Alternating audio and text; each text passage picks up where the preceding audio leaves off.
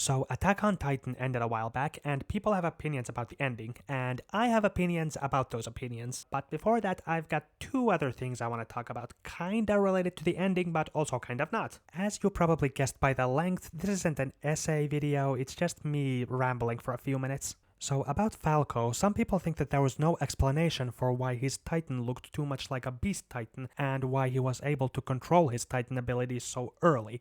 They kinda did give an explanation for why Falco's Titan looked so much like the Beast Titan. Falco was transformed by Zeke's spinal fluid. He ingested the spinal fluid before he ate Porco as a Titan, so technically he had the spinal fluid of two different Titans, explaining why his Jaw Titan looked so much like a Beast Titan. Besides, Ymir's Jaw Titan barely looked like a Jaw Titan, it just had sharp fangs and claws. As for why he was able to control it so fast, Falco was in the warrior program. Maybe there was some special education specifically designed for gaining control over the Titan ability so fast. But come on, this is a world where the Titans are supposed to be weightless, but somehow they can cause endless amount of death and destruction. I don't think you're supposed to put too much logic into this world. The second thing I want to talk about is Gabi. It's just, what's with the hatred towards her? She's a victim of propaganda, and she saw one of her friends be crushed by a boulder and another one trampled to death. Both of these deaths happened because of Eren, and as far as she knows, everyone on the island was okay with the attack and wants to start the rumbling. She was taught to hate herself and every single Eldian inside and outside of the island ever since the day she was born. I don't remember anybody hating Eren this much, and he was considered to be one of the most annoying characters in all of anime up until season 4. And I don't remember his voice actor getting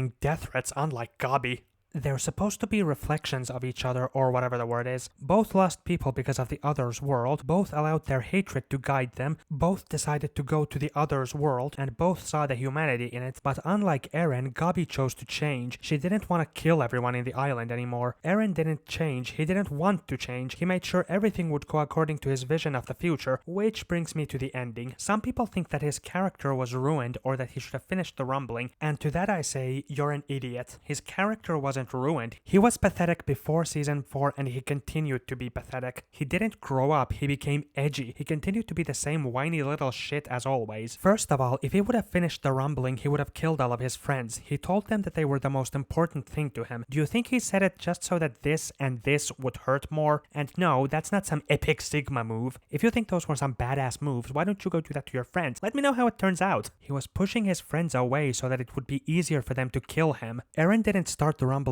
just to save parody, he also did it to save his friends and to turn them into heroes. But above all, he did it because he wanted to. He literally admitted what his motivation is. He's not saying that he's disappointed that the world was full of racists. He said he was disappointed that humanity had survived and that he wanted to wipe it all away. Eren is still the same little childish brat he always was. He almost had a tantrum when thinking about Zeke's plan. During the rumbling, he appears to his friends as a child. He appears to Armin as a child. He is literally trampling people to death, and he chooses to hide away in the steam in the sky as a child while shouting, "This is freedom." This is his idea of freedom. This is what he wanted to see beyond the walls. What part of this doesn't scream pathetic little child? Side note, the whole thing with Historia, what's the point of Eren having a kid with her? Actually, let me put that another way. What's the point of Eren and Historia having a child and then telling everybody, oh yeah, this is totally this guy's child? What's the narrative reason for that? And I mean actual narrative reason. Anyway, back to the main topic. Even if Eren had finished the rumbling, there wouldn't have been any peace. Did you forget that some soldiers felt conflicted about the rumbling? The Jaegerists turned soldiers into Titans, and I'm pretty sure some of those soldiers had families. Eren destroyed people's homes and probably crushed some civilians, and the reaction from the Jaegerists and their supporters was get over it. Finishing the rumbling would have meant that the Jaegerists had no more enemies they could point to. Sooner or later, the island would have absolutely ended up in a civil war. And don't tell me some garbage like Zeke's plan never would have worked, because that just sounds like Eren had no other choice. If they would have gone along with Zeke's plan, then everyone would have turned their hatred toward the Marlians, and then the only people left alive would have been everyone in North and South America, and Australia, and Asia, and Europe, and like 1/3 of Africa.